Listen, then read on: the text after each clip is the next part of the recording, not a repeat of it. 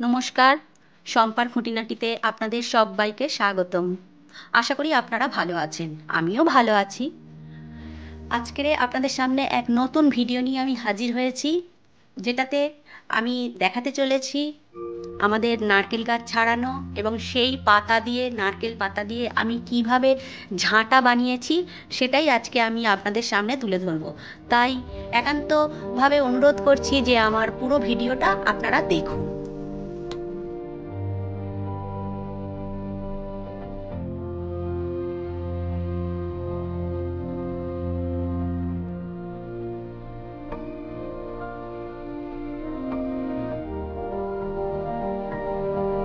এখন একটা ডাবের কাঁদিকে দড়িতে বেঁধে নিচের দিকে নামানো হচ্ছে।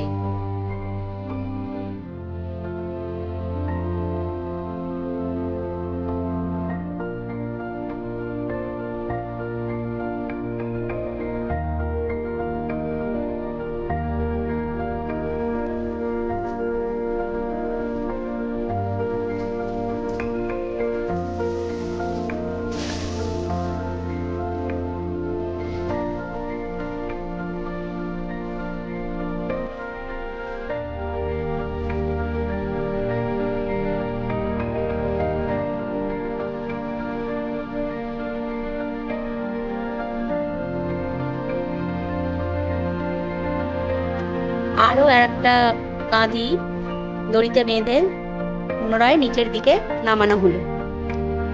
এই করে করে গেছো দাদা ডাব পেড়ে দিলেন আমাদের অনেকগুলোই। বেশ, ডাবের কাঁদিটা এবারে খুলে নিচ্ছে, আর গেছো দাদা মনে হচ্ছে নিচে নেমে আসবে, তো ওই জন্যে ওই দড়ি, মানে ওই দড়িটাকে কাছি বলে, ওটাকে ফেলে দিচ্ছে।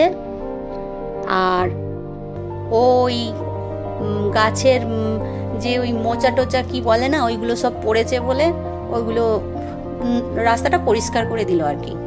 আর এরপর আবার ঝাঁট দিয়ে পরিষ্কার করে দেবে, যদিও ওই যে দেখুন নেমে আসছে গেছো দাদা।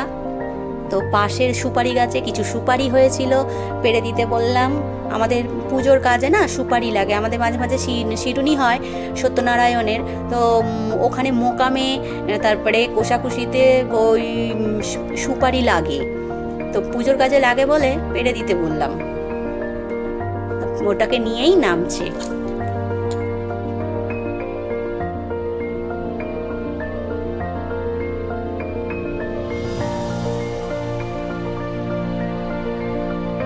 ডাবের কাঁদিগুলো ও আবার যেহেতু ওইদিকে ফেলেছে, নামানো হয়েছে ডাবগুলো, তো এবারে ঘরের উঠোনে এনে রাখছে, আর ওখানে সব জড়ো করছে ডাবগুলো একসাথে। ওই দাদাও কিছু আনছে, আর ওই দেখুন সুপারিও এই কটা হয়েছে, সুপারি আর ডাব।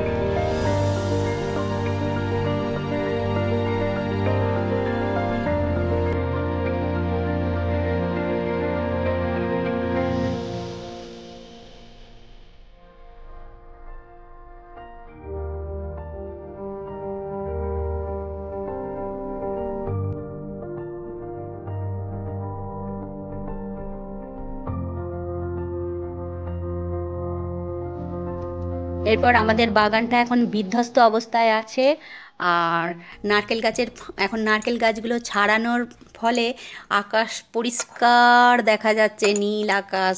প্রাকৃতিক দৃশ্যটা দেখেছেন কি সুন্দর। আর বাগান তো এখন বিধ্বস্ত অবস্থায়। কি অবস্থা দেখুন, পাতা পড়ে, শুকনো পাতা, কাঁচা পাতা, মানে মিলেমিশে একাকার। কি অবস্থায়! এগুলোকে এবার পরিষ্কার করা হবে পরে পরে, একদিনে হয় না। দুদিন পরে আমার হাজব্যান্ড আর কি গাম বুট পরে বাগানে নেমেছে পরিষ্কার করতে। তো পাতাগুলো একটু হাফ শুকনো মতন, যা রোদ্দুর, হাফ শুকনো মতন হয়ে গেছে। আর আমি বললাম যে ঝাঁটা বানাবো, আমাকে একটু পাতা কেটে কুটে ঠিক সাইজ করে একটু রেডি করে রেখো, বান্ডিল বেঁধে, আর আমি সময় করে করে নেব বলতে। আর ওই যে পাতা ফাতা সব আমাকে ঠিকঠাক করে দিচ্ছে, রেখে দিয়েছে এক জায়গায়, কেটে কুটে গুছিয়ে আমি পরে আবার করব বলেছি বলে ওই যে সব ঠিকঠাক করে দিচ্ছে, দেখুন।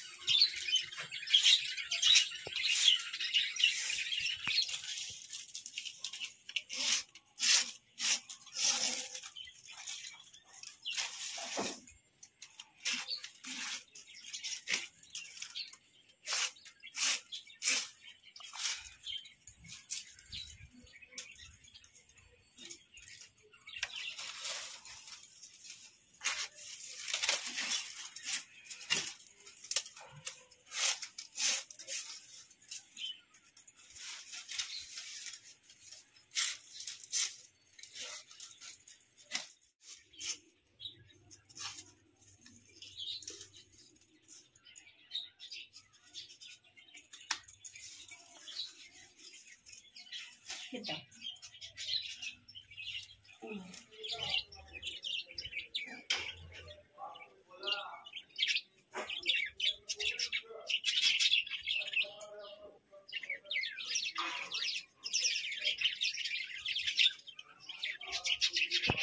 আমাদের বাগানটা একটু কাদা ছিল, তো সেই জন্যে যখন আমি পাতা থেকে কাঠি আলাদা করছিলাম তখনই ভাবছিলাম একবার ধুয়ে নেব। তো সেই জন্য এক্সট্রা পাতাগুলো আমি বাগানে রেখে দিলাম, কারণ ওই পাতাগুলো জ্বালানির কাজে ব্যবহার হয় সেই জন্য। আর কাঠিগুলোকে আমি ধুয়ে নিলাম। ধোবার পর আমি এগুলোকে ছাদে গিয়ে মেলে দেব, সেগুলো শুকিয়ে যাবে।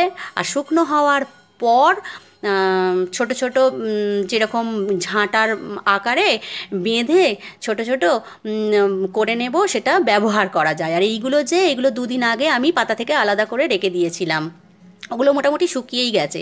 ইতিমধ্যে আমার ছাদে চন্দ্রমল্লিকার চারা আমার হাজব্যান্ড বসিয়ে দিয়েছেন। তো সিজন ফ্লাওয়ার এবারে এই ডিসেম্বর বা জানুয়ারি মাসে ফুটতে আরম্ভ করবে। অবশেষে আমি ঝাঁটা বানিয়ে ফেলেছি, 5টার মতন ঝাঁটা হয়েছে। এই ঝাঁটাগুলোই আমি বাড়ির সমস্ত কাজে ব্যবহার করব। আশা করছি ভিডিওটা ভালো লেগেছে প্রত্যেকের, তাই অনুরোধ করব ভালো লাগলে সাবস্ক্রাইব করবেন আমার ভিডিওটা, একটা লাইক করবেন, আর কমেন্ট করে জানাবেন আমার কি ভুল হলো কি না হলো। একটু যদি সাজেস্ট করেন আপনারা, খুব ভালো লাগবে। আজকের মতন এই পর্যন্তই। আপনারা ভালো থাকবেন, সুস্থ থাকবেন। নমস্কার।